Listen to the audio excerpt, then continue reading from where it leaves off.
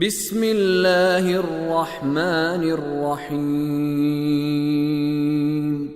بل الذین کفروا فی تکذیب واللہ من ورائہم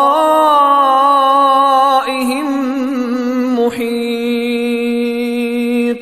بلکہ جنہوں نے کفر کیا ہے وہ جھٹلانے میں لگے ہیں جبکہ اللہ ان کا ہر طرف سے گھیراؤ کیے ہوئے ہے۔ آیت نمبر 19 کے الفاظ کے معانی کی طرف توجہ فرمائیں۔ پہلا حرف ہے بل، جس کا ہم اردو میں معنی کرتے ہیں بلکہ۔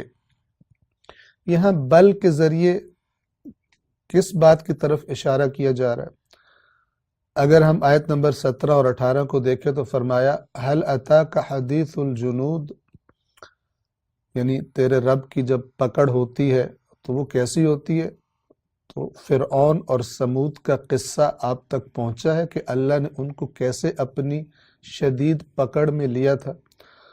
تو اس قصے کو سننے والے پر کیا اثر ہونا چاہیے کہ وہ اللہ تبارک و تعالی کی پکڑ سے بچنے کی کوشش کرے، اور مثلا مکہ والوں کو چاہیے کہ ان قوموں کے قصے سن کر جن کی بستیاں انہوں نے دیکھی ہوئی ہیں اور ان کو بھی پتہ ہے کہ ان پر اللہ کا عذاب آیا تھا، تو ان کو چاہیے کہ عبرت لیں اور رسول اللہ صلی اللہ علیہ وآلہ وسلم پر ایمان لے آئیں اور ان کی مخالفت نہ کریں اور مومنین کو تکلیفیں اور اذیتیں نہ پہنچائیں، ظلم و ستم نہ کریں۔ لیکن ان کے اندر، مکہ والوں کے اندر ایک ایسی بیماری ہے جسے قرآن کریم کفر کہتا ہے۔ کفر یعنی جان بوجھ کر نہ ماننا بات کو، بات پتہ چل گئی ہے نہ ماننا، حق واضح ہو گیا ہے لیکن اس کو چھپا لینا اور اس کا انکار کر دینا۔ توجہ فرمائیں، اس کو قرآن کریم کفر کہتا ہے۔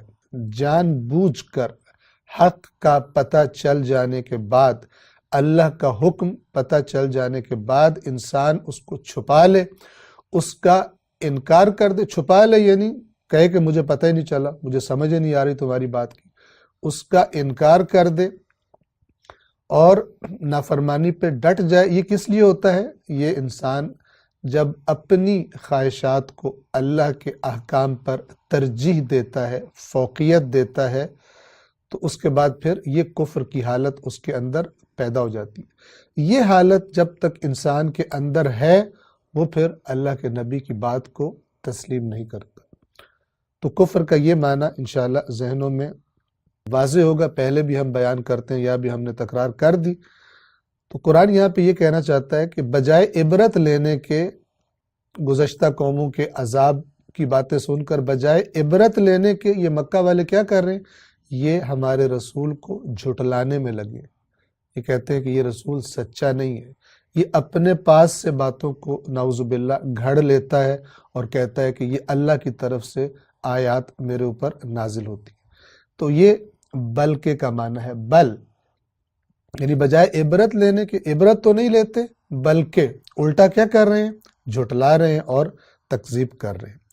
بل کے بعد الذین، جو لوگ یا جن لوگوں نے، کفروا کفر کیا ہے، جن لوگوں نے کفر کیا ہے۔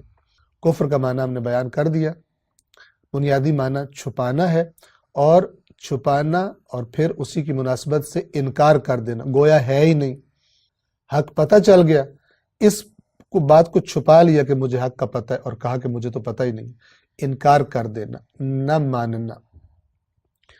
سورہ آل عمران کی ایک آیت ہم یہاں پر آپ کی خدمت میں عرض کر دیں تاکہ قرآن کریم میں کفر کا جو مفہوم ہے زیادہ واضح ہو جائے اور ذہن اور بہتر طریقے سے اس کو سمجھ سکے۔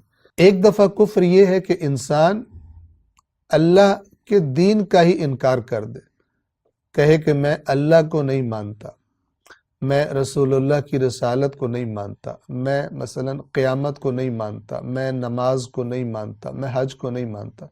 تو جو شخص کھلے عام اس کا انکار کر دے وہ دین اسلام سے خارج ہو جائے گا۔ لیکن اللہ تعالیٰ کے احکامات کو نہ ماننا جانتے بوجھتے ہوئے اس کو بھی قرآن مجید نے کفر سے تعبیر کیا ہے۔ اللہ اور اللہ کے رسول کی نافرمانی کو بھی قرآن مجید کفر کہتا ہے۔ اب جو نماز کو مانتا ہے مثال کے طور پر لیکن پڑھتا نہیں ہے، یا اسی طرح دوسرے اللہ کے احکام مانتا ہے کہ یہ اللہ کا حکم ہے لیکن کرتا نہیں ہے، تو اس پر کفر کا فتویٰ نہیں لگتا، کیونکہ یہ مانتا ہے کہ یہ چیزیں اللہ کی طرف سے آئی ہوئی ہیں، اللہ کے رسول کو مانتا ہے، لیکن کچھ یا کم یا زیادہ باتیں نہیں مانتا، نافرمان ہے۔ بہت سارے لوگ یعنی اس چیز کا شکار ہوتے ہیں، لہذا اس پر توجہ کرنی چاہیے۔ اس کے لیے بھی اللہ اور اس کے رسول کی نافرمانی کے لیے بھی قرآن مجید نے کفر کا لفظ استعمال کیا ہے۔ اس کی ایک مثال سورہ آل عمران کی آیت نمبر 32 ہے جو آپ کی خدمت میں عرض کرنے لگا ہوں۔ فرمایا قُلْ اطیعوا اللہ والرسول، اے رسول کہہ دیجئے اطاعت کرو اللہ کی اور رسول کی، فَإِن تَوَلَّوْا، تو اگر پھر جائیں یعنی اگر رخ پھیر لیں یعنی اگر اطاعت نہ کریں نافرمانی کریں، فَإِنَّ اللَّهَ لَا يُحِبُّ الْكَافِرِينَ، تو یقیناً اللہ کافروں کو پسند نہیں کرتا، کافروں کو اللہ تبارک و تعالی ناپسند کرتا ہے۔ اب یہاں پہ آپ توجہ فرمائیں، جو اطاعت نہ کرے اس کو یہ آیت کافر کہہ رہی ہے۔ بس اگرچہ اس پر ایک اسلامی معاشرے میں کفر کا فتویٰ نہیں لگے گا اگر کسی معاملے میں اللہ کے رسول کی نافرمانی کر رہا ہے، کہتا ہے میں مانتا ہوں نماز کو لیکن پڑھتا نہیں ہے، لیکن یاد رکھیں قرآن کریم ظاہر سے ڈیل نہیں کرتا فقط، بلکہ اندر جو انسان کے اندر کیفیت بن رہی ہوتی ہے اس کو قرآن مجید نشانہ بناتا ہے اور اس کی طرف متوجہ کروانا چاہتا ہے، اور گویا کیا کہنا چاہتا ہے کہ اگر یہ نافرمانی والی کیفیت اس کا علاج نہیں کرو گے اور اسی نافرمانی کے راستے پہ چلتے رہو گے تو پھر ممکن ہے کہ قیامت کے دن تم مومنوں، مؤمنین اور مسلمین کے گروہ میں شامل نہ ہو، بلکہ کفار کے جو اللہ کے دین کو نہیں مانتے تھے ان کے گروہ میں تم کھڑے ہو قیامت کے دن۔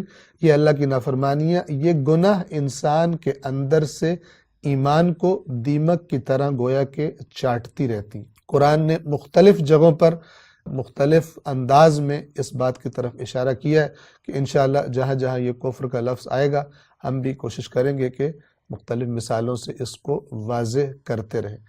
یہاں پر مراد بل الذین کفروا، مکہ کے کافر مراد ہیں کہ جو رسول اللہ کی دعوت کو نہیں سن رہے، نہیں مان رہے، تو قرآن فرما رہا ہے کہ بلکہ وہ لوگ جنہوں نے کفر کیا ہے وہ کیا کر رہے ہیں، وہ جھٹلانے میں لگے ہوئے ہیں۔ والسلام علیکم ورحمۃ اللہ وبرکاتہ۔